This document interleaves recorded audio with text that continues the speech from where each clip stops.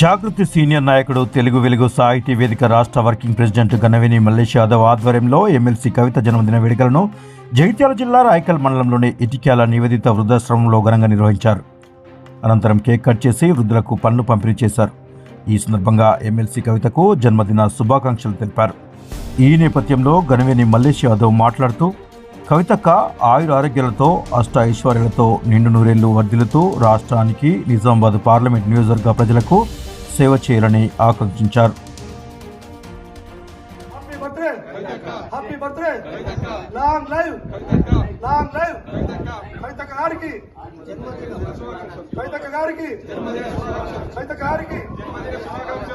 జాగృతి అధ్యక్షురాలు నిజామాబాద్ ఎమ్మెల్సీ శ్రీమతి కల్వకుట్ల కవిత గారి జన్మదిన సందర్భంగా రాయకాల్ మండలం ఇటికల గ్రామానికి చెందిన నివేదిత వృద్ధాశ్రమంలో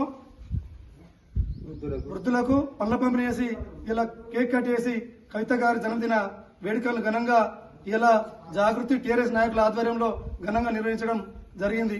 మరి కవితక్క గారు రానున్న రోజులల్లో ఆయుర ఆరోగ్యాలతో అష్ట ఐశ్వర్యాలతో సుఖ సంతోషాలతో వర్ధిల్లుతూ రాష్ట్రానికి నిజామాబాద్ పార్లమెంటు పరిధి నియోజకవర్గానికి ప్రజలకు సేవ చెప్పి మనస్ఫూర్తిగా కోరుకుంటూ కవిత గారికి జన్మదిన శుభాకాంక్షలు తెలియజేస్తా ఉన్నాను.